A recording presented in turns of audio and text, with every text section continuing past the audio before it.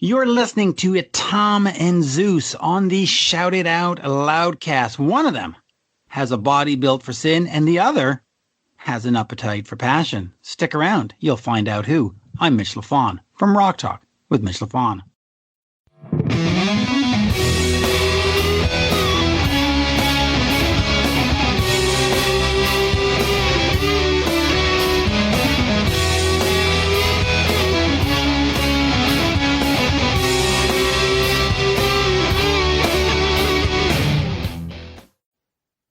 Bam!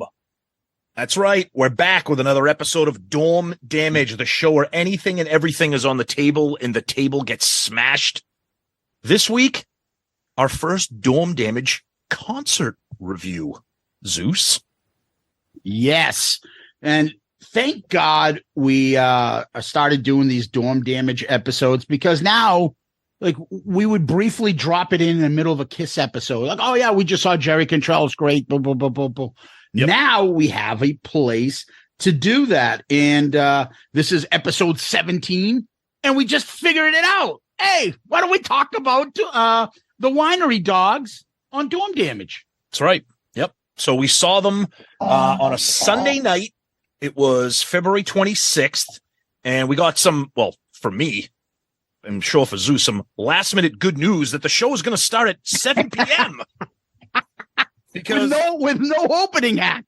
With no opening act, which is, I'm like, dude, this is like a dream come true on a Sunday night, a work night. Because I'm thinking, 9 o'clock. I'm like, because the venue is a half hour from me, but Zeus is almost an hour for me, so it would have been that much longer. That's all right. So I follow the band on Facebook. I follow Mike Portnoy, and he's like, oh yeah, Tupelo Music Hall in Derry, New Hampshire, sold out tonight. Be aware, tonight's an early show. We go on at 7. I was like, Zeus, you got to get up here earlier than we expected. I'm like, they're going on at 7 and there's no opening act. Yeah, it worked out pretty good. So, the drive to Tom's place for me is pretty easy. It's straight highway. Yeah. So we get to Tom's, and obviously, Tom's hero there, Scout, goes fucking nuts. He does that for me too, though. Anybody who comes and goes, he's out of his mind. Other than that, he's pretty much sleeping, but yeah. Yeah, I handed Tom an Elton John magazine. Add it to my collection. I love those. Do you guys, I'm putting that out there, do you guys like going to the supermarkets and then looking in that magazine rack and seeing if there's anything like of any interest? Dude, I've picked up a Buffy the Vampire Slayer magazine. Oh, that's I picked up the Elton John one for you. Yep. I picked up, there was one on presidents. I'm like, I'm such a fucking political nerd. Dude, I have one on Salem witch trials. They're awesome. Yeah, obviously the Zeppelin ones. You'll see. There's so many. I saw a couple Aerosmiths. Those things are fucking awesome. They're great. Yeah, and I'm like, Elton John, I'm carrying, because I'm like, every time I go to the supermarket, I'm like, oh, I got to check. I ran back. So the only thing running back to the fucking register was me holding an Elton John fucking magazine. Whoa, hey, I'm ready. I'm going to bring this to my guy friend. Yeah. I'm buying an Elton John magazine for my male friend. Anyway, so we get to your house. Tom's kind enough to drive. And I think we went with a Sirius satellite, Tom. I don't even think you put any music of your own on, right? It was Hair Nation pretty much the entire time. Although, wait, I take that back. I think when we got in, Boneyard might have been on, which is like the hard classic rock from like the 70s and 80s. Turn on the car, the first thing, The Zoo by the Scorpions. Yes! Yes! I'm like, oh, wait a minute. I'm sorry. Did I offend Scorpion fans? Because aren't they just Scorpions and not the Scorpions? Like, dude, they're not the Foo Fighters. They're fucking... I know you hate that. I hate that. The Eagles do that sometimes. Yeah. It's Eagles. You mean the Eagles? No, it's Eagles. Oh, okay. Yeah, dude, the Kiss. I hate that. Yeah, the Kiss, exactly. The Shout It Out Loudcast. Oh, you love that. Motherfuckers. So it's Hair Nation the entire time. Then, of course, we're talking shop, all that stuff. We get there, and we got there a little bit, probably like 6:30. In the parking lot, it's like this like industrial, like I'm like, where the fuck? It's literally stuck in like an industrial park, like a big building. So we park. I almost get sideswiped by some lady trying to park. It's dark as hell. It's got like black ice everywhere. We have to cross the street to go across because that parking lot for the place is packed. So we parked across the street with others. And as Tom's walking, this car fucking lady tries to pull into an open spot as we're walking by. Fucking almost drilled you. I don't think there's no way she saw me because there was no application of the brakes until it was like almost too late. What happened to you? I got run over in a parking lot. How was the show? Pretty good. They carried me in. So we get to the venue and I'm like, this is it. I mean, it's a very nice place, but it's my favorite kind of venue. Tiny, new and clean. Do you know what you want to say? Intimate. Yeah, exactly. Okay, that too. It was perfect. You go in there, you get your will call tickets, go to the merch booth. We met the lovely Sydney Taylor for the first time because she's the merch girl for the Winery Dogs tour. Yes. And she was kind enough to talk shop a little bit. And it was fun. It was like, we've talked to her a few times. We'll have her on the show at some point. And we're like, hey, this is our first time meeting you. Oh, yeah. Great. So we're like, are you Sydney Taylor? And she's like, yeah. And we're like, with Tom and Zeus, shout out Loudcast. Oh yeah, I know. Yeah, we talk all the time on Facebook and Twitter and everything. We try, I think, email too a couple of times. We tried to have her on not long ago. I think she got caught up with the Alice Cooper tour and everything, all that stuff. So very, very, very, very nice. And then we run into not one, not two, 3 Patreon supporters, all of them wearing Shout It Out Loudcast gear. How cool is that? Were we wearing Shout It Out Loudcast gear? Of course not. You can't do that. You were wearing your Kiss Cruise hoodie. I was wearing my ski jacket, sweating like a fucking pig. I don't know what I was doing wearing that. But so we met John, Alex /AJ, and Rudy, and it was we posted the picture on our social medias of all of us hanging out and meeting each other, shooting the shit, talking Kiss, talking Winery Dogs. It was so cool to just see these guys and meet them in person, guys that we've chatted with directly on Patreon or social media or email. So that was really cool meeting just all three guys and just, hanging out and just seeing them and kind of shooting the shit before we got our seat. Cause we got there probably 6:40ish and they said the show was at 7. I'm like, they're not going to go right on at 7. They went on right at 7. Yeah. We were thankfully before we're like, you know what? Oh shit, we didn't get a photo with those guys. And I go run around trying to find each one of them. And luckily enough to find everybody, took a nice shot with them. And that was awesome. Absolutely awesome. And then of course we sit down, and right before we sit down, you're like, I'm going to go to the seats. I'm like, oh, let me get some, a couple drinks and some food. I get the drinks, and the chicken fingers are going to take 10 minutes. I'm like, oh, come on, lady. And I'm waiting. I'm like, do I wait? The show's about to start. I'm like, fuck it. Let me just go sit down with you. The show starts, and then we'll get back to the show, how it begins. But then, of course, I sit down late, and then I have to make them get up to go get my chicken fingers. Then I have to make them get up when I come back. I'm so embarrassed. But the cool thing about this venue, and I don't I said tiny, Zeus said intimate. It was legitimately the size of a small movie theater. Yeah. There was no it was just a wide open, there's no poles or nothing obstructed. When we were sitting, it's in what's referred to as the mezzanine, which actually was you go up 2 stairs and sit in a cushy seat. I mean, we had great seats with dead center. I was dead center with Portnoy's drum set. And they started right at 7 o'clock. Yes. Yeah. There wasn't a bad seat in the house. No, it was great. The venue fits about 700 according to their website. They moved and expanded. And this is a venue, again, it's in Derry, New Hampshire. It's not that far from me. It's a venue that kind of specializes in, which is weird that the Winery Dogs play there. It's a venue that specializes in a lot of classic rock, tribute bands, or real small, tiny artists. So seeing the Winery Dogs on their itinerary was by far the biggest band on their roster. Yeah. Because you look at it now, although Zeus and I did see in July listed as Stephen Piercy, the voice of Rat. That's how it's being advertised. Yeah. So I don't know. Maybe we'll check that one out too, or maybe we'll go see Foreigner's Journey, the combination Foreigner Journey tribute band. Or maybe we'll see the band that I sent the text to you and Murph, Gay CDC. Yes, and they changed the lyrics because there was a video online, and instead of dirty deeds done dirt cheap, if my ears deceived me, I swear to God, the guy was singing dirty dudes. I swear, I am not trying to make a joke.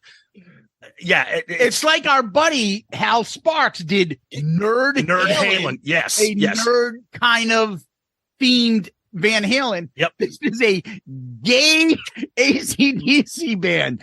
I was just like, what the fuck is this on my feed? What a great name. Anything wrong with it? Gay CDC.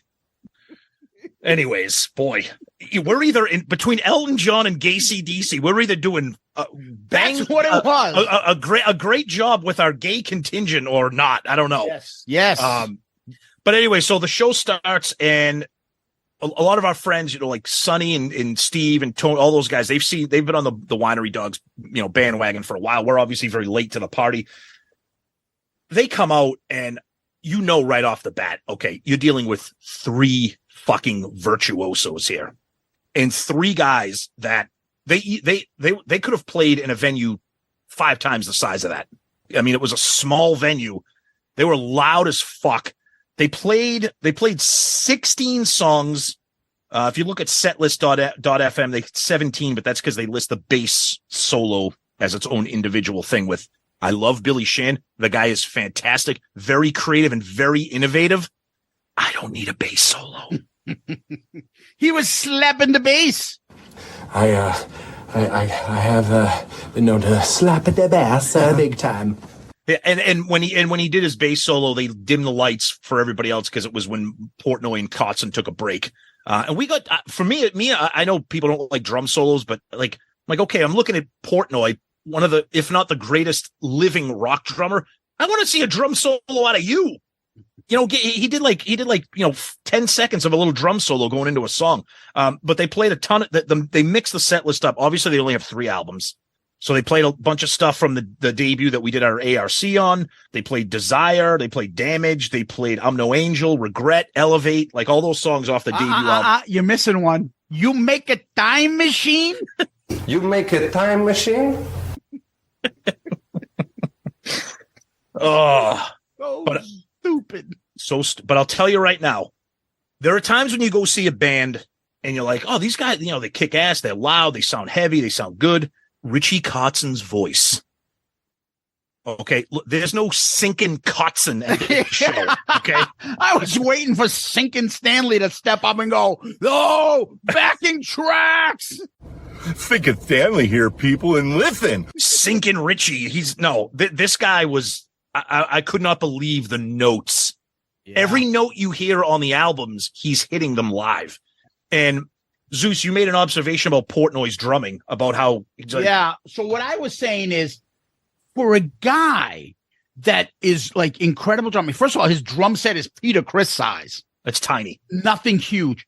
But he looks flawless. So he looks like Eric Singer. Sometimes you're like, he's not like, you would think he's like a Tommy Lee or somebody that makes expressions like he's fucking going nuts. Like, but he's not. He's just flawless. But he's got a big fucking smile on his face. Yeah. Like he's enjoying himself. Sorry, Eric, you can do that too. He's smiling and fucking going nuts. He's having fun with the fucking mic stand, smacking it out of the way, bringing it back, and like laughing to himself about this shit. And his drumming is insane. He's keeping up with everything. And he's like doing like hand gestures and stuff. Just unreal. And I'll give him credit. Nobody was showing up anybody. Richie Kotzen didn't slide across the fucking stage a la Stevie Vai. Right. Billy Sheehan wasn't like stepping in front of the spotlight and going nuts, but they each were like excelling on their instrument on their own. I mean, I've never heard so much bass in my life. He's doing fucking bass licks in the middle of other licks. Bass fills, guitar fills galore. Richie Kotzen's hitting like vocals and notes that I'm like, oh shit, just like the album. Now, I didn't know a lot of the songs because they were from album 2 and 3, which I don't own yet. And but they all sounded pretty good. Yeah, I'll tell you, the fills, the little fills that Portnoy was doing, whether it's with like the hi-hat, the cowbell, like everything was just flawless. He was just like flicking his wrists like it was just, but you're right. He always looked like he was thrilled to be there. Billy Shan, the same thing, doing all kinds of fills, all kind of runs on the bass, like finger tapping, like that you would see a lead guitarist doing, which Richie Kotzen, the solo, look, I said this before. I'm late to the party here. We've heard about him for a long time, being friends with Sonny, but I saw him on the cruise. Seeing him here with the Winery Dogs, the guy is an incredible vocalist and guitar player. I mean, his solo. There were certain songs where he would just go off, and you could see the crowd just kind of like rising with the energy as he just continued his solos. It was incredible. Yeah, I'm having a hard time thinking of anybody whose vocals are that good and can match it with the guitar playing. Exactly. Right. Yep. I'm not listening to Eric Clapton for his vocals. Right. And so I'm amazed at it. The problem Richie Kotzen has is that Sonny Pooney's a big fan of his. So everyone's got to be thinking like I did, oh, this guy must suck. Sonny loves him this much. There's no way he's good. This has got to be brutal. So he might be smart and say to people, Sonny, stop liking my music. Stop liking me. Stop talking about me publicly. It'll help my career. Yeah. But it was a great look. Anytime you see a show in an intimate venue, and it was funny because they played 16, 17. Yeah, can you songs. run down the track? I have the track. So they opened up with Gaslight and Xanadu from the new album. So Gaslight, Xanadu, Captain Love, which I absolutely love off of Hot Streak. Yeah, you said that. You're like, oh, I love this song. And then Hot Streak, the title track from the second album. Desire, Breakthrough from the new album. Time Machine. You make a time machine? Stars off the new album, which is fucking fantastic. Damaged, Mad World from the new album. The Other Side, Billy Shan's bass solo, I'm No Angel, The Red Wine, Oblivion. And then the encore was Regret and Elevate. And at the beginning of Regret, Richie sits down with just the piano and does a little bit of a little portion of a song called Lorelei off the new album. And then they go into Regret, which was fantastic. And then, of course, Elevate. So perfect set list. They broke it up with, some of like the slow stuff, the heavy stuff, the fast stuff. Perfect set list. Portnoy did a little bit of like a super mini drum solo, if you want to call it, before. I think it was before The Other Side. He may have done it. But I was looking forward to that. But yeah, Billy Shan's bass solo was going on a little too long. Yeah. And you would listen to some of the songs and then Richie Kotzen would go on to the solo and it's just like blistering. So, and everything would go right back into the song. It wasn't too overdone. Now, after a while, you start I'm not going to lie. My head became numb with all this music. It's like fucking blown away because you got drums, you got guitar, you bass, but you could hear each instrument. And if you wanted to focus on that instrument in the song, you got it. It was nice and clean. The one thing that I will say that has to be said, I think for me from seeing this, the fucking guitar tone that he had on his guitar was the cleanest guitar I've ever heard in a live concert. I think I've ever heard. It was insane. And then he mixed in some incredible effects that he would do for like certain parts of certain songs. Yeah, because I'd be like, where are they getting that sound? Is that a fucking synth? Yep. Like, no, just guitar pedals and shit. Different guitar pedals and effects. Wow. The other thing that was interesting too for a band like the Winery Dogs, I always like to scan the crowd. Like when you go to a Kiss show, it's pretty much going to be people, older people with their kids. Like this concert, it varied. I saw like young groups of guys. I saw people way older than us. The lady next to us, that grandmother, the gray hair that fell asleep. Yep. Yeah. The crowd was and I'm like, the Winery Dogs, this is like hard rock here. Like I'm surprised that quote unquote older crowd that now I know Richie Kotzen and Portnoy with Dream Theater and Billy Shan, these guys have been around forever. So maybe they're just fans of them individually. Yeah. But the crowd was interesting. Did you just say, my name is Richie Kotzen? My name is Richie Kotzen, and this is my wife, Oprah. But the one last thing I want to make a point of saying is at the end, like Richie Kotzen, he's not really what you would call a fucking, stage public speaker. Yeah, he seems like he's a little awkward with it, but he does say at the end, this is off our new we have physical copies over there, and he's talking about the merch booth. And while you're there, pick up a T-shirt. And I turn to Tom and go, "You're in the Kiss business, baby." Yes, that's all I think about is anytime some guy says about that. You're in the Kiss business, baby. Like, oh, the other stuff is beneath us. I don't, we don't do what Gene Simmons does, hawking shit all the time. Can you please buy our CDs and our fucking stuff? I love that. I thought that was awesome. I'm like, good for you, dude. But it's funny because I think even Sonny mentioned that like Richie's kind of like a weird guy. It's almost like at the end of the show, it's like, okay, Richie, you have to talk to these people now. Like, okay. Yeah, there wasn't much of that, but who cares? I know the music did the talking. It's fine. Yeah. But I thought they were fine. Me and you pick up a couple T-shirts. Yep. We're happy with it. Yep. Overall, great experience, right? Absolutely. Great show. Great little venue. Amazing and tons of fun meeting John and AJ and Rudy. Patreon, shout out Loudcast guys. Tons of fun. And this certainly will not be our last concert review. We may have a couple more coming up depending on what the summer brings us. So you should check out the Winery Dogs. That being said, peace out, Girl Scout.